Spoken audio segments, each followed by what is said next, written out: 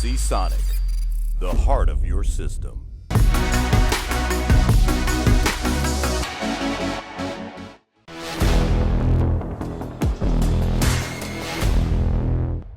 I'm Leo Walder for Kit Guru. During this past week I went down to London to an Intel open house event, went with my colleague Luke from Kit Guru, and we put up a number of videos during the week which seemed to have been reasonably well received. It was an impressive event, but we assume that from Intel they have oodles of marketing money, they know how to do a thing properly.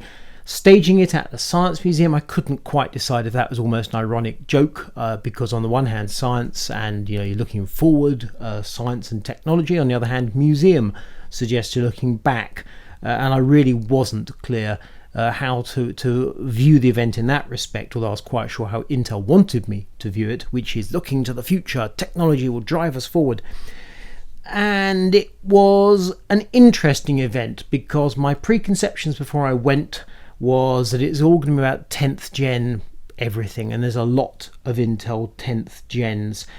We saw a number of presentations. We had a big open room with a number of things on show, mainly laptops, but other things as well. During the presentations, on a number of Intel slides, we saw the mysterious XPU referred to. It was there time and again.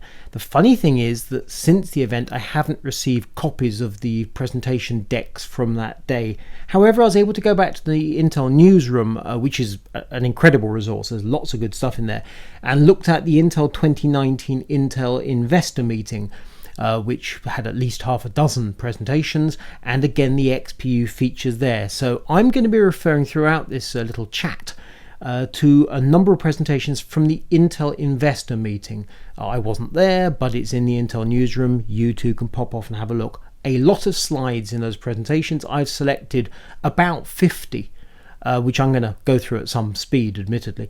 And that is just a tiny little set of the whole, subset of the whole. There are hundreds of slides there, which again is the way of Intel. Here's the really interesting thing, my takeaway for the day.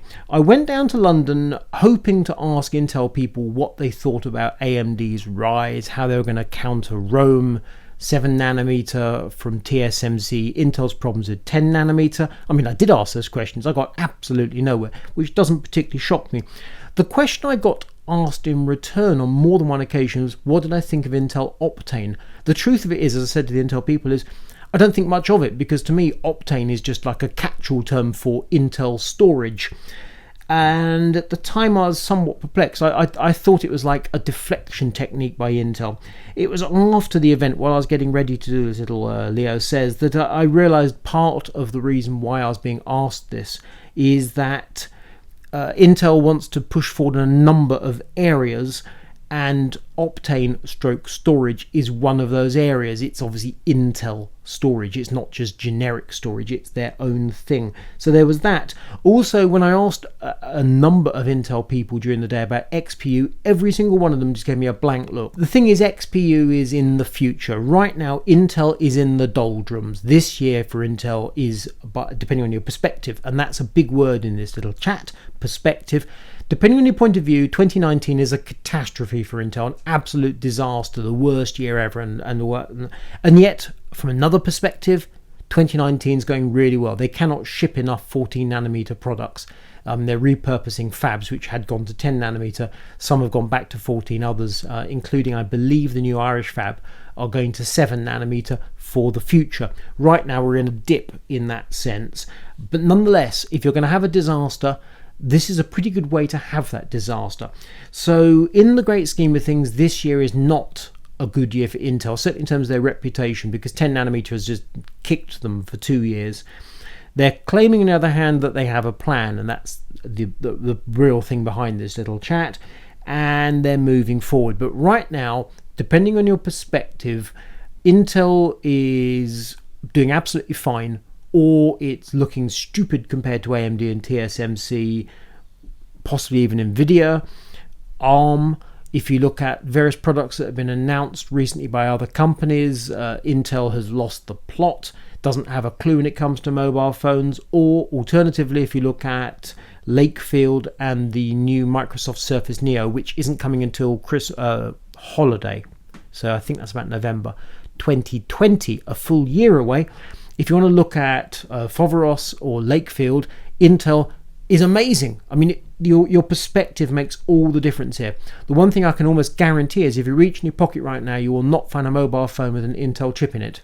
However, neither will you find an AMD chip in it. And that again comes back to the perspective. I mean, for that matter, I've got here an iPad Pro. Nothing to do with either AMD or Intel.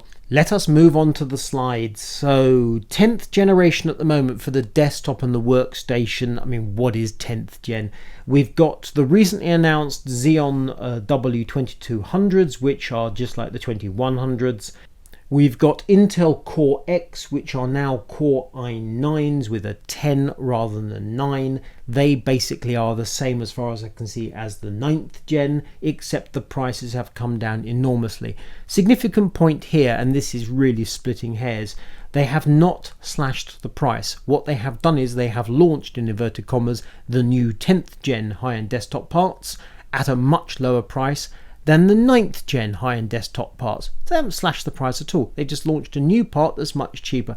And they've done this, they tell us, to help customers move from the regular desktop Coffee Lake up to high-end desktop. These parts are Cascade Lake X rather than Skylake X. And apart from adding a few extra PCI Express lanes, still Gen 3 of course, which means they can compete on paper with AMD for the moment. The prices are lower, there is no 16-core part, and that really seems like an obvious tactic, such that when eventually AMD releases the 16-core Ryzen 9 3950X, we won't be able to directly compare Intel high-end desktop with the Ryzen part. That's how it looks anyway. Then we have the KF for Foxtrot Coffee Lake parts. These come without a graphics core, which is all well and good, but the specs are not that exciting. The price is slightly reduced. In this instance, tray parts priced by the 1,000 is almost irrelevant, because the question is, can you get your mitts on one? Can you buy a 9900K of any persuasion, whether it's 9900K or KF? That remains to be seen, because Intel cannot make enough of these blooming parts to sell. And part and parcel of this confusion is the laptops, the 10th gen laptops, of which we saw a good many at the open house. So they are built on both Comet Lake and Ice Lake technology. Comet Lake is the previous gen technology, still called U and Y series depending on the power draw. They go up to 6 cores, draw up to 25 watts as a low power mobile part. This is very exciting. By contrast, Ice Lake goes up to quad core and draws the same power and runs at a considerably lower clock speed, which is far less exciting. They've also changed the numbering system, so Ice Lake and Comet Lake have a different suffix. Ice Lake has a suffix with a G denoting graphics, so G1, G4, G7. The snag is that most of the laptops that we've seen on show don't actually rely on the Intel graphics, because they have NVIDIA chips inside. This is a real surprise to us. Nonetheless, the technology of Comet Lake and Ice Lake combined is interesting enough, but it's not exciting. Intel is majoring on the 10nm Ice Lake graphics, and yet the manufacturers of the laptops at the moment appear to be perfectly happy to put in an NVIDIA chip. And the explanation for that, again, a question we asked a great many times, we haven't got an explanation. My best guess is that the laptop manufacturers want to remove the graphics part of the TDP from the package power, so they want to dedicate the TDP to the CPU, which means they can move the NVIDIA, the graphics goes to the NVIDIA chip, which means you're getting 25 watts plus 5 or 10 watts, maybe even 15 watts for the NVIDIA graphics separately.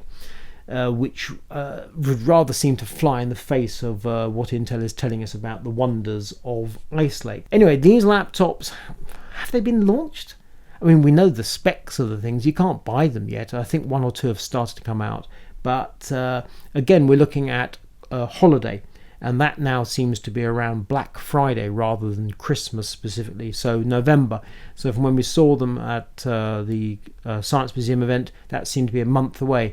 Some of these laptops were at IFA in Berlin some weeks ago, so it's about 2 months from the IFA event to when they're actually going on sale. Specific dates we have not had. As things stand, Comet Lake looks like a decent chip for your laptop. Low power, loads of cores, plenty of clock speed. Ice Lake is the new shiny thing, and yet the 10nm seems frankly to be a problem. It seems to slash gigahertz off clock speeds. These slides about these low power laptops with these 6 pillars of what goes into Intel stuff. The second thing up in the stack is XPU, process and packaging, XPU architecture, memory, interconnect, security and software. And the security thing you do have to laugh about to a certain extent because Intel's had a torrid time with security. But XPU keeps on cropping up on these slides. At the investor meeting, George Davis, the chief financial officer of Intel, was able to produce graphs that show that Intel's going absolutely great guns. Essentially, they own the PC business, they own the laptop business, they own the server market, they own the workstation market. The question is, how are they going to expand their revenue from an awful lot of money to an even more enormous sum of money? And the answer is they're changing what they do. They are moving away from being PC centric and they are moving to being data centric. In the meanwhile, getting through this naughty little 2019, they're still doing pretty blooming well. I mean, their earnings per share are over $4, which I'm quite sure is a figure that AMD would kill for. Revenue 69 billion, operating margin 32%. All good numbers. I'm quite sure Intel's done considerably better in the past in terms of percentages, but as things stand, absolutely great. Relentless innovation continues, Intel tells us, and this comes back to fabrication processes. This chart has been around for many years. However, the axis with the years on it, that's moved significantly because we are meant to be well into 10 nanometer by now and on to 10 plus and moving to 10 plus plus, and at 10 plus plus they get the crossover where 7 comes in and on we go. Simply not true, and as we know for an absolute fact, 14 nanometer is the absolute back. 14 nanometer plus plus and possibly even triple plus is the backbone of what they're making right now. 10 nanometer not going well. They are making 10 nanometer, but to all intents and purposes a disaster. 7 nanometer is going to be coming, but judging by their own charts, that's 2021 at the moment.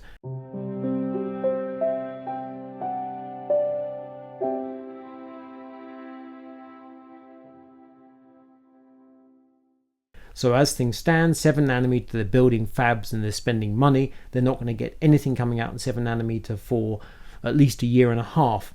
So 10 nanometer is where we're supposed to be right now, and we're not. Over the next 3 years, the financial chap is saying we're going to cut costs and we're going to increase margins and it's all going to be great. Thin times single digit growth or low single digit growth, however, growth. That's very important to your financial chaps. And then they're going to come out the other side and they're going to move on. It's all going to be absolutely lovely. It's all going to be milk and honey and brilliant. As things stand, not so good. As they say, tailwinds, 5G smartphone modem exit, i.e. they spent a bunch of money on 5G and in chips to go inside phones, failed utterly. Headwinds, growing investment in critical process, i.e. spending money on fabs and repurposing fabs and product initiatives. The other headwinds, transition to 10 nanometer and 7 nanometer startup. Well, yes, growth of adjacent businesses, will come to that. Focusing R&D across the 6 pillars of innovation. Process and packaging, XPU architecture. XPU architecture. I'm waiting for someone at Intel to start talking to me about XPU architecture. Improving our execution, mergers and acquisitions, integrations, Altera and Mobileye. Intel has spent a fortune on acquisitions, but in particular on 2 acquisitions that have basically cost it $15 and $17 billion. Even to Intel, that is a lot of money. They don't spend money unless they're expecting to get something back from it in the future. Now, it has to be said, Intel has in the past spent money on companies that have gone absolutely nowhere, but they have spent serious money on these acquisitions. We'll come back to that. My feeling here is that his presentation was really so they could put big numbers on the screen, because the Internet of Things is going to be absolutely vast. My feeling is that when they're talking about Internet of Things, they're more talking about the server side of things, the backbone, the thing that will connect together the Internet of Things. Intel's giving a figure of 30 billion US in 2022 for the Internet of Things total addressable market, and for their own TAM, they're giving a figure of 300 billion. Edge computing is where Intel thinks it's going to get a significant portion of its income in the future, and probably in the near future. Visual inference at the edge. This is where things start to get interesting. This is where you see Intel referring to CPU, GPU, VPU, and FPGA, i.e. an amalgamation of different computing technologies. improve performance exponentially. I assume they mean computing performance as opposed to financial performance, but knowing Intel, I wouldn't mind if it was both of those things. Again, this comes under the heading of XPU. Then we move on to, for example, to their storage. Now, storage, they currently have a very small share of the market. So we originally had M.2 M10 Optane, which wasn't that exciting. H10, on the other hand, is exciting. This combines two types of storage on the same M.2 unit. The H10 is an example of what Intel can do at the moment, and is rolling out at the moment, which is a discrete product in its own right that is very clever, because they're able to take QLC NAND, which is inherently slow but gives you a decent amount of storage at low cost, and then they can boost the speed of it with a relatively small amount of Optane cache, and then of course you have to wed the two together with algorithms that can cache the correct files. So you don't, for example, cache actual movies, but you might cache Adobe Premiere files so that Premiere can run faster.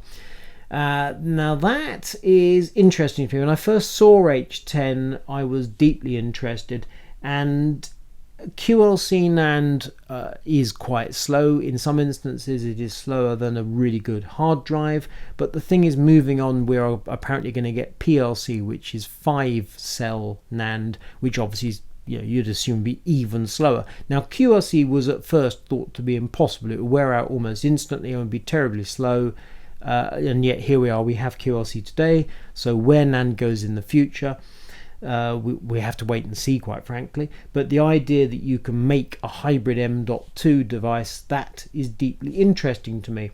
And yet, of course, it's a variant on a theme. What you have at the moment, we have M.2 storage, and that is a variant of the existing M.2 storage. It is not transformation of the PC sector, which is what Gregory Bryant was discussing at the investor meeting, where he was continuing to show the PC market in decline, and Intel basically owning most of the PC market means that therefore their potential for earning money from it was obviously dipping down. Intel doesn't like that. So the question is, how do you make money? You make money from new. So to show what they're talking about, we've got 2019 Ice Lake. Well, yes, at the moment that's looking fairly horrible, but nonetheless there will be laptops on sale with Ice Lake. Judging by what I've already seen, a lot of the laptops that go on sale this Christmas will actually be Comet Lake rather than Ice Lake, but there will be Ice Lake laptops there. Intel will get revenue from 10 nanometer. As to how much they've invested to get to this point and as to what percentage margin they're making it, I wouldn't even like to speculate, but there will be 10 nanometer Ice Lake on sale this Christmas. I'm certain of that. And then next year it gets more interesting. We move into Lakefield, which is Foveros packaging, combining different technologies, different fabrication processes in the same package. This has already been shown off by Microsoft with their new Surface Neo. That looks really clever, very interesting. Tiny standby power, apparently huge performance, but nonetheless won't see it for a year. Lakefield and Foveros look interesting. 2020, according to this slide, we're going to see Tiger Lake. New CPU core architecture, so presumably not Sunny Cove, but whatever, the next CPU core. New Intel graphics, that's going to be the thing, this XE, and I'm assuming that XE is going to be replaced with a number, so it'll be X2, X3, X4, and apparently the graphics are going to be rolling out on 7 nanometer.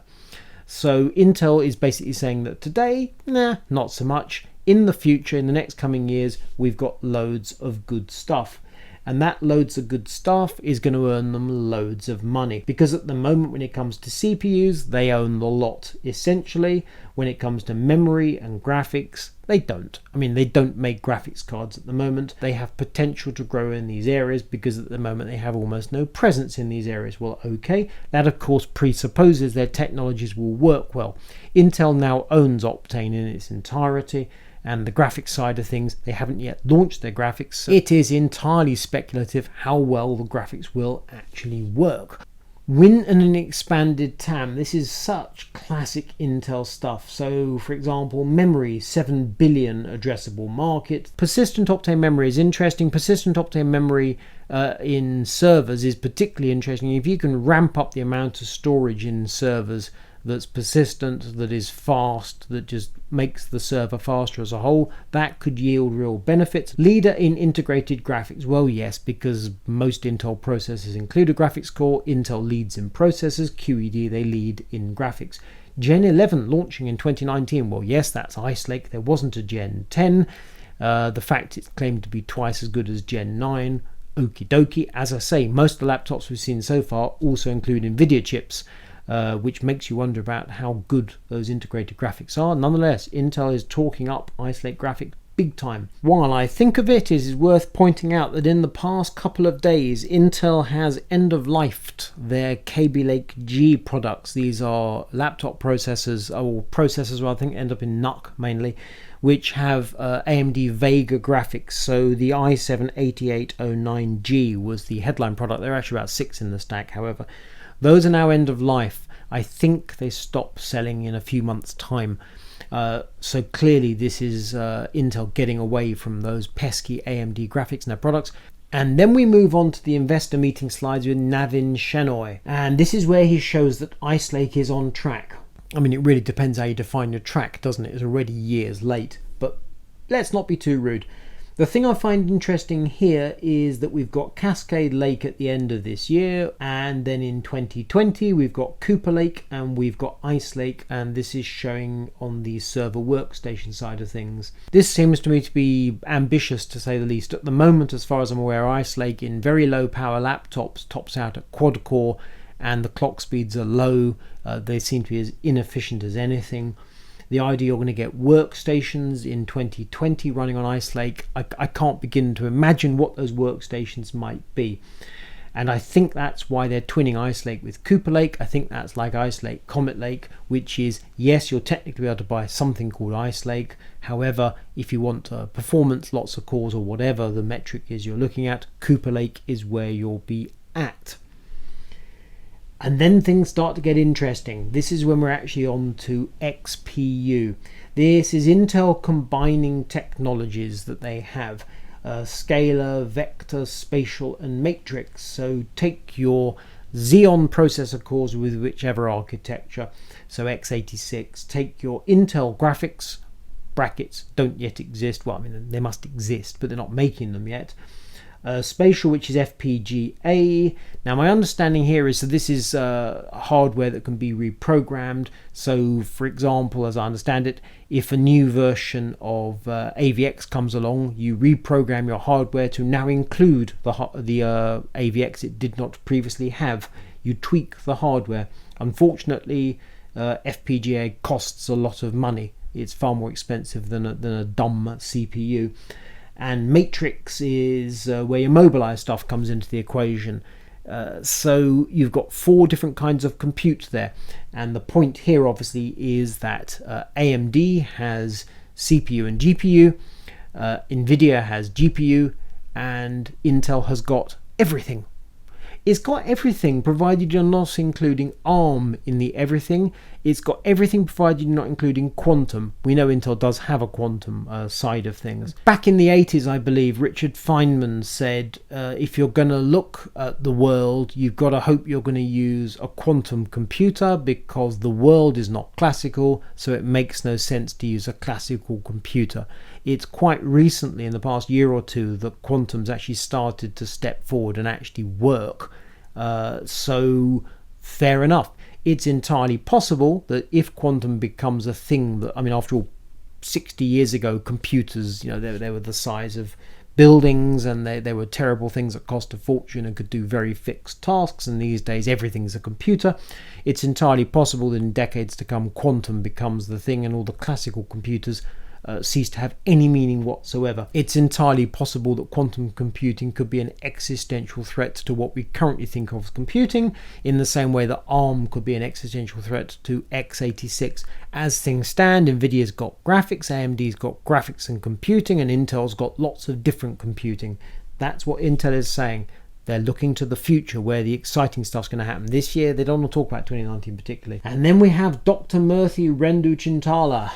He's got some good stuff to say. So the 6 pillars of innovation. Second pillar, XPU architecture. Data-centric product leadership. Second ring of that is XPU. Data-centric workloads include scalar, vector, matrix, and spatial compute. That is what XPUs are. And you'll note here the X is lowercase. In other words, you switch in whether it's C or G. Your vector processing unit would be a VPU, I guess. Your scalar processing unit would be an SPU. I don't necessarily know there will be such a thing as an XPU. The X, you switch it around. And here we have the oldie worldy PC centric versus the new data centric.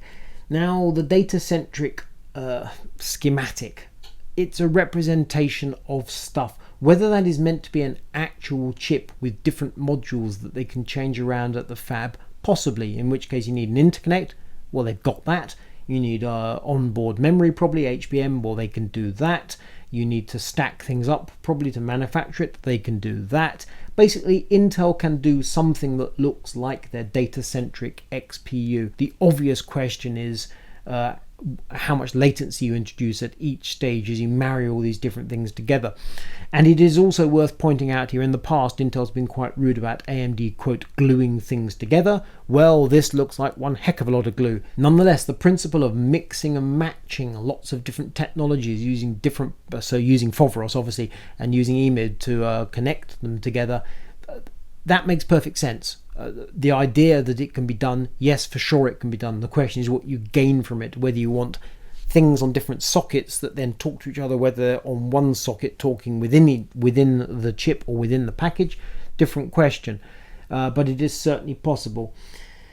So this would be using the hardware that and the IP, obviously. So Intel bought Altera back in 2015, very late in 2015. So they've had all of 2016, all of 2017, all of 2018, now most 2019. 4 years to get Altera merged in. Mobileye was bought more recently, mid-2018, so they've had just over a year. So those IPs for which Intel has paid an awful lot of money, they are in-house. Intel has the ability to use this technology to build XPUs.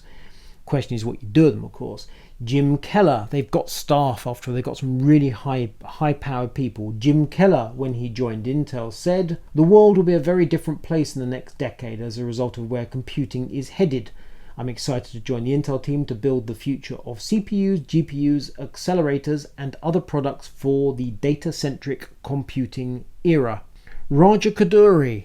Raja's an interesting chap. He's got a very senior role at Intel. It seemed to me that Raja left AMD under something of a cloud after a graphics failure. Things have gone badly wrong, and that he took the fall for it. Now, whether it's his fault or not is a different question. But nonetheless, he seemed to leave AMD a bad time.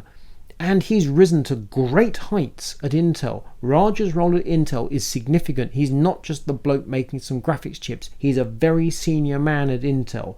And the Intel Xe, or Xi, or however you want to pronounce it, graphics, are looking to be a hugely significant part of what Intel does in the coming years, starting from 2020. And we are, after all, now very nearly in 2020, it has to be said. And the fascinating thing is that Intel is talking about moving to 7 nanometer. Their first 7 nanometer products are due to be Raja Kaduri's graphics. That's where they're going. They're going to debut 7 nanometer with graphics. It's going to be data center stuff. It's going to be part of those XPUs. It's going to be for compute on chip, not playing blooming games. It's not to do with frame rates. It's to do with AI. Of that, I'm absolutely certain.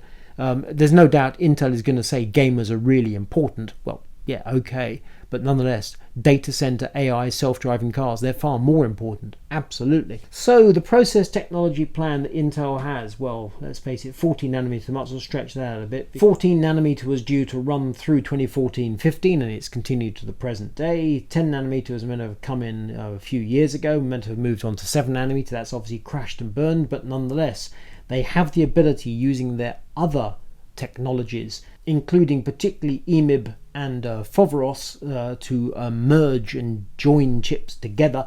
The details on this slide are just absolutely mind-boggling. Self-aligned quad patterning, yes, that's because of the 10 nanometer process they've been using. They require quad patterning. Contact over active gate and cobalt interconnect, by all accounts, and these are just whispered rumors, have been utter disasters. These are what have caused 10 nanometer to just crash and burn horribly with a terrible yield. It is clearly Foveros 3D stacking and EMIB that will allow Intel to move forward in the future and combine chips either in one package or to link packages together. Those technologies hugely important. As things stand, 14 nanometer has now been around for blooming years, works very well, they can't make enough of it. So 10 nanometer Ice Lake is, well, shipping since June, but nonetheless you can just about buy an Ice Lake laptop now, but they'll be coming in the very near future. And then we have the launch of 7 nanometer graphics in 2021, and this slide just excites the bejesus out of me. Provided obviously the graphics are good. I mean, I'm not talking in gaming terms, as I say, I'm talking in terms of data center, cars and AI, but in whatever form those graphics come out, if Intel can deliver 7 nanometer graphics that do something good and can take on Nvidia, that's going to be interesting. If Intel can do particularly well, I'm quite sure they'll trickle down to us gamers in the future, but in the first instance, that's just not the focus here whatsoever. And then we have their data-centric developer growth, where they're showing how important these various technologies are to them. Intel's chart here, data-centric developer growth, it's interesting in that it puts a whole load of things in one pie. Fair enough, you can compute on GPU, you can do AI, but look at all this good stuff that we can put into one package and sell you, sir. As to whether the one package is a chip, or whether it's on a board of some sort with loads of things scattered across it, haven't got a blooming clue. Not the first clue. Nonetheless, I'm looking at that great big circle there with the gold outline, and I'm calling that an XPU. We move to the next slide, Intel versus competitors, and this is dirty pool. I've put a question into Intel's PR about this to ask what metric they're using to compare their competitors. Competitor 2, clearly with the red outline, is clearly AMD, no doubt about it. AMD is a tiddler, we know this. They're doing very well in our part of the world. Your Ryzen 3000 processors, this is for sure. Their graphics are doing fine at the moment, but they're not too exciting. But we're hoping that Big Navi is going to be a real thing. I want Big Navi to be a thing. I will buy Big Navi, provided it's halfway sensible price. So that is competitor 2. Competitor 1 is bigger because Nvidia is actually doing very well in terms of market cap and such like, albeit they've had a bit of a rocky ride in terms of share price recently. They are, quote, just GPU. True enough. And yet, if you look at the size of competitor 1, Nvidia with the green outline, compared to the gold outlined Intel, in what world is Intel? What is that? 3-4 times the diameter, and God knows what times the area, 15 times the area. I don't know how Intel can possibly say they are that much larger than Nvidia.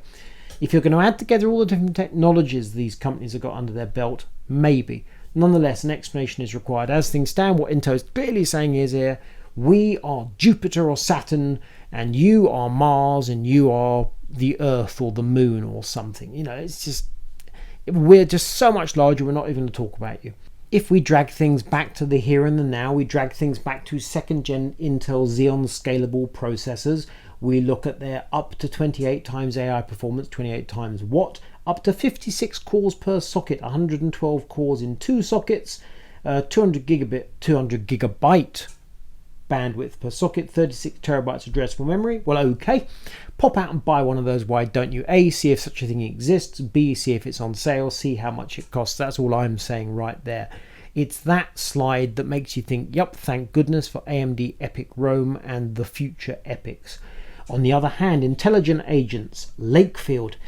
This is exciting stuff. This is a tiny chip that promises to do a huge amount inside that Microsoft Surface, albeit a year away. The fact is, a year away is deeply disappointing. Lakefield looks like a properly good thing, where the second gen Xeon Scalable looks like a monster that's just been built to attempt to claim that Intel can compete with AMD. Lakefield looks like a proper thing. Lakefield are saying, hey, all you ARM people with your phone chips and your tablet chips, we've got stuff. Hey, Apple, we're still here, we can do stuff. And it might be true. It might be that Lakefield can take the fight to Apple. And wouldn't that be a blooming good thing? And you will have noted there are holes. There are holes. So if you go back to us poor desktop type people, what's coming from Intel in the way of 10th gen laptops with 45 watt processors, you know, the ones that currently go up to 8 cores? Where are those parts?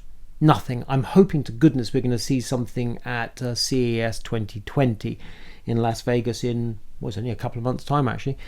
So there's that, but I suspect it's going to be more about announcements than launches. Similarly, Comet Lake S CPUs, which is going to replace Coffee Lake, as I understand it, may be going up to 10 cores on a desktop. Sounds like there's going to be LGA 1200 and naturally a new chipset required. I mean, incremental improvement would sum that up neatly compared to the carnage that AMD is currently wreaking in the desktop market with their 12-core parts at the moment, albeit you can't buy the blooming things that are not available, and hopefully moving to 16 cores sooner rather than later. Intel looks on the desktop in the mainstream at the moment to have very, very little. And yet, are you going to say that Core i9-9900K is a bad part and the 5 GHz all-core turbo specialty bin part that's imminent? Of course it's not a bad part. That is the king of gaming chips. The problem is it costs so much. If the i9-9900K Coffee Lake wasn't $600, if it was $300 and the motherboard Z390 boards were sensible prices and they're not too expensive, particularly compared to X570 from AMD, which is expensive. Let's say you could buy the i9-9900K along with a decent Z390 motherboard for $500. Well, you'd buy it, wouldn't you? Of course you would. If you want to do gaming and also do a bit of video editing and such like, why wouldn't you? That is a decent all-round performance system you've got right there. The problem obviously is at the moment is that Nvidia charges a blooming fortune for its graphics. So we need AMD to step up with Big Navi and to force Nvidia to do what AMD has just forced Intel to do with Cascade Lake X, i.e. cut the blessed prices. We need AMD to deliver 24-core Threadripper 3000 at a sensible price, I'm guessing $1,200, and really good performance. And then we need them to step forward very soon after that with the 32-core part that just crushes Intel high-end desktop. Again, say $1,500, but tragic, I think it'd be more like $1,750. But nonetheless, we want AMD to step up there. But Big Navi for me from AMD, that's the thing. If Big Navi can force Nvidia to adjust its graphics prices, that will be very, very welcome, because right now your desktop processor is costing you $500-600, your motherboard, depending on what it's costing you, $300-400, your graphics card $700,000. I mean, that's where the real money's going, and Nvidia's creaming all of that. So we need action, well, not this day because that's not going to happen, but in the near future. So it goes back to your perspective once again. AMD is crushing Intel, depending on where you're looking at the market. On the other hand, Intel can't make enough money. Nvidia's sitting pretty, but I imagine they're looking at what Intel is doing and what AMD is doing with keen interest. And there's a huge amount going on. And of all those things, the thing that interests me the most, Intel Lakefield. That chip is fascinating. The idea of waiting a year for it is killing me. If you like this video, give it a thumbs up, hit the bell button, subscribe. We'll alert you to new videos as they become available. I'm Leo Walter for Kit Guru. This is me talking about Intel and stuff.